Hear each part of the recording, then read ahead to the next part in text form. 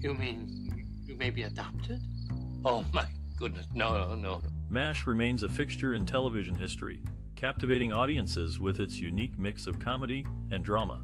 Set during the Korean War, this classic show drew massive viewership, even setting the record for the most watched scripted program in American TV history. Its memorable characters, brought to life by talented actors, continue to resonate with many today. This enduring series has left a lasting impact on the small screen. Who could forget the unforgettable finale that touched the hearts of millions? The stories and performances from this show have truly stood the test of time. Surely, its influence will persist, inspiring future generations of storytellers. Delve deeper into the rich tapestry woven by this iconic piece of entertainment. Immerse yourself in the timeless tale. Imagine, if you will, the world's biggest salami. We don't have to imagine it, Klinger. We're looking at... In the iconic TV series MASH, many behind-the-scenes mysteries remain unknown to even its biggest fans. For instance, performers were frequently left in the dark regarding which characters would meet their demise or who had prior military experience. Amidst these secrets, Loretta Swit, known for her portrayal of Major Margaret Houlihan, found herself on the cusp of departing from the beloved show. Despite this, she graced audiences with her presence in all but 11 episodes throughout the series' run. Swit developed a particular fondness for certain storylines, including Hot Lips and Empty Arms, where her character experiences romantic entanglements, as well as Margaret's engagement and the nurses, both delving into the relationships between medical personnel during wartime. As production wrapped up, she managed to maintain strong bonds with some of her co-stars, notably Harry Morgan, affectionately referred to as Colonel Potter, until his passing in 2011.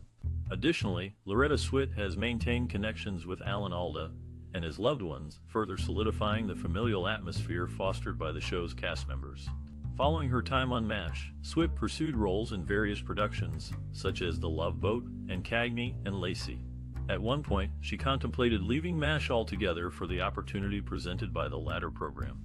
Fortunately, devoted fans can still relive her remarkable performances through reruns of this classic television gem. MASH is a TV series that takes its roots from Richard Hooker's 1968 novel titled MASH, a novel about three Army doctors. This book was penned under the pseudonym Dr. H. Richard Hornberger and W. C. Hines. Interestingly, one of the main characters, Hawkeye, was originally sought after by McLean Stevenson. However, he ended up playing a different role, that of Henry Blake. On the other hand, comedian Robert Klein declined the part of Trapper John. Despite these changes in casting, the show became a classic, bringing laughter and insight into the lives of military doctors during the Korean War. The characters they brought to life remain etched in viewers' memories, making MASH a timeless piece of television history.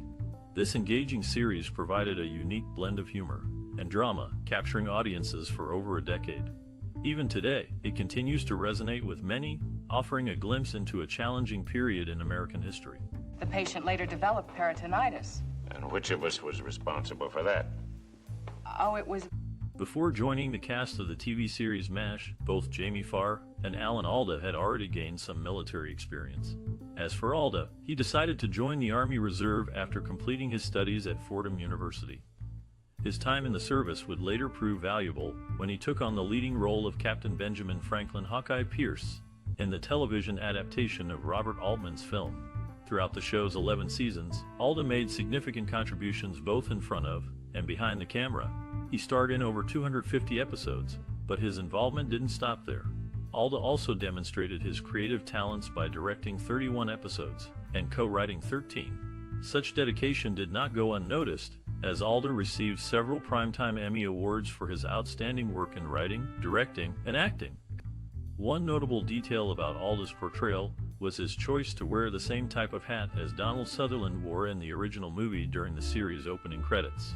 This subtle nod served as a connection between the two versions of the story set in the Korean War. While playing Hawkeye, Alda brought depth and nuance to the character, making him one of the most beloved figures in television history. Even today, fans continue to appreciate the humor, heart, and intelligence that Alda brought to life through his iconic performance in this classic show. Jamie Farr, whose real name is Jamil Joseph Farah, joined the Army for a 2-year stint after high school. His service took him to Japan and Korea, even though the fighting had already ceased. Little did he know that this experience would lead to one of his most iconic roles. producers noticed Farr's comedic timing during a brief appearance in the movie MASH, and decided to bring him onto the small screen version of the story. Initially, Farr was only supposed to make a single guest appearance on the TV series, playing the role of Corporal Maxwell Q. Klinger. However, the audience immediately fell in love with his quirky portrayal of the cross-dressing soldier attempting to get discharged by pretending to be mentally unfit for duty. As a result, Klinger became a regular character on the show. Throughout the series, Klinger donned his wedding gown on 3 separate occasions, each time related to a marriage plotline. In these memorable episodes, viewers saw Klinger trying to marry various women through arranged marriages, or while on furlough back home. These plots added humor and lightheartedness to the otherwise heavy themes present throughout the television program. Despite Klinger's desire to escape the war zone, fans appreciated his loyalty to his fellow soldiers and his commitment to helping those around him. To this day, people remember Jamie Farr fondly for his work on MASH, which remains a beloved classic among older adult audiences who grew up watching it. Even now, reruns continue to entertain new generations of viewers who discover the charm of this timeless show and its unique cast of characters. Indeed, Jamie Farr left an indelible mark on television history thanks to his unforgettable performance as Maxwell Q. Klinger in MASH. Yeah, this. Can I get out of this dumb dress? 5 minutes. Mike Farrell, known for his role in the classic TV series MASH, had a competitive spirit that often led to playful rivalries with his co-stars. One such rivalry was with Alda. The two actors competed to see who could learn to stand on their hands first. This friendly competition added a unique dynamic to the set of MASH. Farrell's competitive nature also extended to his character's development. He named his character's daughter Erin after his real-life daughter, demonstrating a strong attachment to the character he played.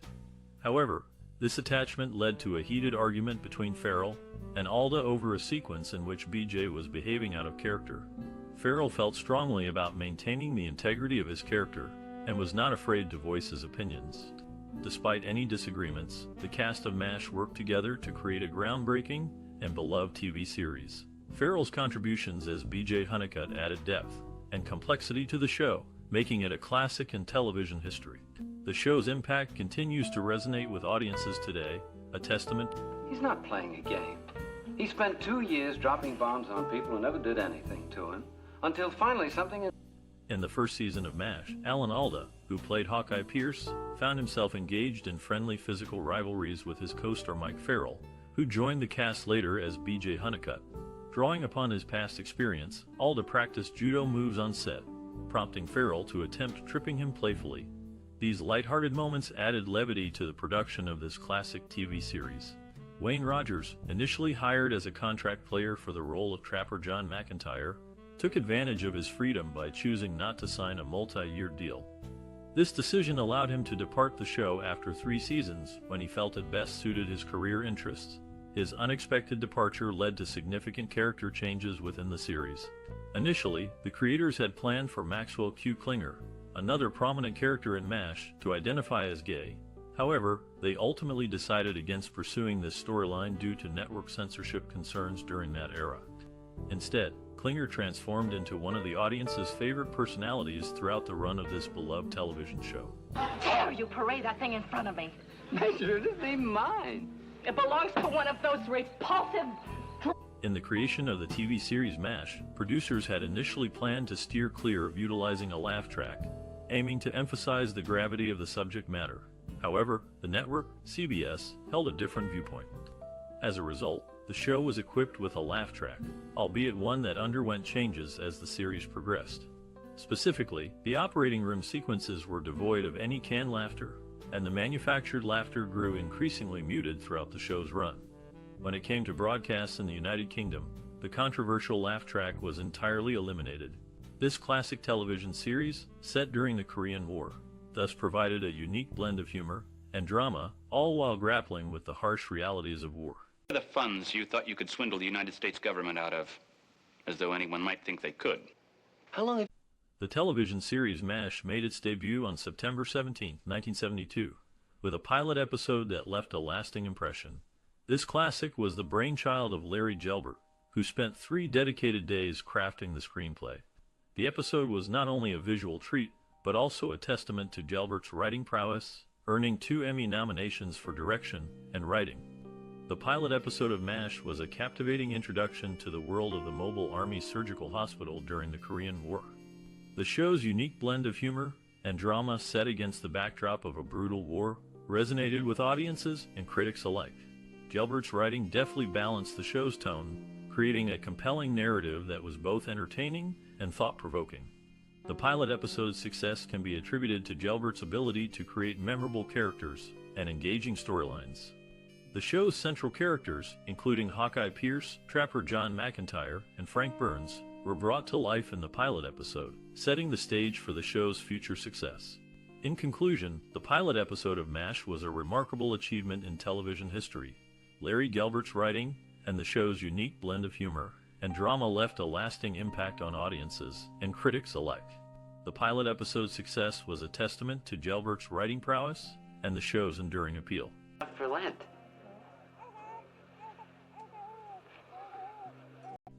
In the taping of one notable episode of this classic TV show, MASH, something unexpected happened. Only Alan Alda, who played Captain Benjamin Franklin Pierce, knew of Colonel Henry Blake's fate beforehand. The rest of the cast was left in the dark, heightening the emotional impact of the scene. The sudden departure of Colonel Henry Blake, portrayed by McLean Stevenson, came as a shock to both the audience and the cast members alike. This bold storytelling choice added depth to the narrative and reminded viewers of the harsh realities of war. Moreover, MASH attracted numerous guest stars throughout its impressive 11-year run.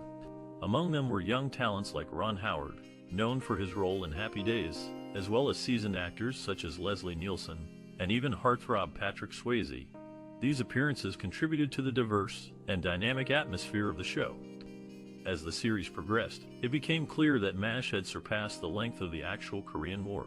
Despite starting in 1972, the last episode didn't air until nearly a decade and a half later, on February 28, 1983. By then, fans across the globe had grown attached to these unforgettable characters and their compelling stories set against the backdrop of conflict. Time's a wasting. Well, we'll stick around. We'll buy you another couple of drinks. Nah, I'll take a rain check. See you, gentlemen. In the late 1970s, MASH, the popular TV series, reached new heights of fame with its thoughtful storytelling and memorable characters. With a grand total of 256 episodes, it captured audiences worldwide and left an indelible mark on television history. One character whose personal belongings became a symbol of nostalgia was Radar O'Reilly. His distinctive plush teddy bear gained widespread recognition among fans. After the show concluded, his cherished toy resurfaced during an auction, which saw the actor who portrayed Radar, Gary Berghoff, emerge victorious as the highest bidder. This heartfelt acquisition allowed him to preserve a piece of the show's legacy forever. Moreover, another fascinating artifact related to this classic emerged years later when a construction worker stumbled upon a time capsule while working near the old studio lot. As viewers might recall, the characters had buried the capsule containing mementos from their time together in one of the final season's episodes. Its discovery brought back memories of the unforgettable moments shared between the cast members and fans alike. This remarkable find served as tangible evidence of how deeply ingrained the show remains in pop culture consciousness, even today, decades after its initial run. Even though production ceased long ago, remnants like these continue to resonate powerfully, connecting generations of admirers through shared affection for this timeless tale. I'm the enforcer. You know, with all this Hitalski business, I never bothered to find out who got promoted and who did. In the classic TV series MASH, even the minor characters left a lasting impression. 1977 episode, titled The Angels of Mercy, featured characters named after the California Angels Baseball Club, bringing a unique and playful element to the show. Notably, one character was named after a writer's ex-girlfriend, which sparked curiosity and speculation among fans. The character, while not a main focus, added depth to the show's rich tapestry of personalities. It is suspected that the writer might not have held her in high regard, given the context of their past relationship. This classic series never shied away from weaving intriguing stories, even with its supporting cast. The minor characters, in their own right, contributed to the show's resonance and enduring impact on television history. As the cast of the popular 1970s TV series MASH gained more influence, they began to express their opinions about the show's storylines. This led to some interesting situations, such as the cast having to film winter scenes in heavy clothing during 90-degree weather outside. Despite the challenges, the show's creators continued to produce engaging and memorable episodes. One of the show's most beloved characters, Radar O'Reilly, even got his own spin-off series. In Walter, Radar returns home and becomes a detective after experiencing a family tragedy. This classic TV series has left a lasting impact on audiences and continues to be enjoyed by older adults today. The cast dynamic and the creation of spin-offs were just a few of the many notable aspects of MASH. The show's ability to tackle serious topics with humor and heart made it a standout in the world of television. The cast's dedication to their roles and the show's enduring popularity are a testament to its lasting impact. You're unhappy, Frankie. In the beloved TV series MASH, fans may have noticed a familiar face in Colonel Potter's desk drawer, a photograph of his wife. Interestingly, this picture is actually of actor Harry Morgan's real-life spouse. This small detail added a touch of personal authenticity to the character, enriching viewers' connection to him. When it comes to the iconic final episode titled Goodbye, Farewell, and Amen, many might assume it was the last one filmed. However, contrary to popular belief, the production team saved as time goes by for their grand finale shoot. Perhaps they wanted to keep this particular farewell as their final memory during filming, leaving behind a lasting impression among cast members. This classic television show has left an indelible mark on audiences worldwide, transcending generations due to its poignant humor mixed with sobering reality. Its exploration of human relationships amidst war remains relevant even today. Through all these years, we continue to cherish both lighthearted moments and profound lessons learned from this timeless masterpiece. Ground lettuce? What am I supposed to... In the late 1960s, the film MASH gained popularity, which later inspired the creation of the television series in 1972. Among the original cast members was McLean Stevenson, who played the role of Lieutenant Colonel Henry Blake. However, after 3 seasons, Stevenson decided to leave the show due to feeling overshadowed by his co-star, Alan Alda, who portrayed Hawkeye Pierce. This departure was a self-made decision and not influenced by any negative feedback from Alda. Stevenson felt that he wasn't getting enough recognition for his contributions to the series, leading him to seek out other opportunities. Despite leaving the show, Stevenson continued acting in various roles until his passing in 1996. The TV series concluded its run with a memorable finale titled Goodbye, Farewell, and Amen, which still holds the record as the most viewed non-sports program in American television history. The emotional farewell attracted an astounding 105 million viewers when it first aired in February 1983. Interestingly, the title appeared on screen during this particular episode, making it unique among all others produced throughout the series' 11-year span. To sum up, McLean Stevenson left MASH seeking more significant recognition while pursuing further opportunities elsewhere. Meanwhile, the iconic series finale remains etched in television history as one of the most watched episodes ever. Hey, I promise. Please, you stay. Papa, I need you. Well, I gotta go back to camp. They need me there, too. In the classic TV series MASH, the character of Hawkeye, played by Alan Alda, is never seen carrying a gun. In fact, when he does handle a firearm in an episode titled Tuttle, he immediately discharges it into the air. This act highlights Hawkeye's pacifist beliefs and his desire to avoid violence whenever possible. Interestingly, Captain Tuttle, a character who appears in the same episode, is listed in the end credits as having been portrayed by himself. This is because Captain Tuttle is revealed to be a figment of Hawkeye's imagination, a fictional character created to help Hawkeye cope with the stress and trauma of war. Throughout the series, Hawkeye often relies on his wit and humor to deal with the challenges of life in a mobile Army surgical hospital during the Korean War. His complex relationship with Captain Tuttle sheds light on the psychological toll that war can take on even the strongest and most resilient individuals. Despite the heavy subject matter, MASH remains a beloved and enduring classic, thanks in large part to its memorable characters and sharp writing. The show's ability to balance humor and drama, as well as its nuanced portrayal of the human condition. Explain later. I need Dr. Robbins. Well, seek and ye shall find. They certainly... In the classic TV series MASH, there were a few production errors that viewers might have noticed. For instance, power lines are visible in some outdoor shots, but reshooting these scenes was not possible due to budget constraints. This might have been distracting for some viewers, but it did not detract from the overall quality of the show. Another error that some eagle-eyed viewers might have caught is related to the Purple Hearts awarded to several characters. In the show, some characters earned multiple Purple Hearts, but in reality, this is not possible. The Purple Heart is only awarded to soldiers who have been wounded in combat for the first time. Any subsequent wounds would not result in another Purple Heart. This mistake is a minor one, but it is interesting to note nonetheless. Overall, MASH is a beloved classic that has stood the test of time. Despite a few production errors, the show remains a favorite among viewers of all ages. Its memorable characters and timeless humor continue to resonate with audiences today. He's probably at the, Over here! Mon General? The popular TV series MASH came to an end in 1972, but not due to low ratings or lack of interest. In fact, the show had been a staple of primetime television for over a decade. Instead, the cast made the decision to cancel the series. As the show approached its final season, tensions began to rise among the cast members. Some felt that the show had run its course and were ready to move on to new projects, while others were hesitant to leave a successful series behind. Ultimately, after much deliberation, the cast voted to cancel the show.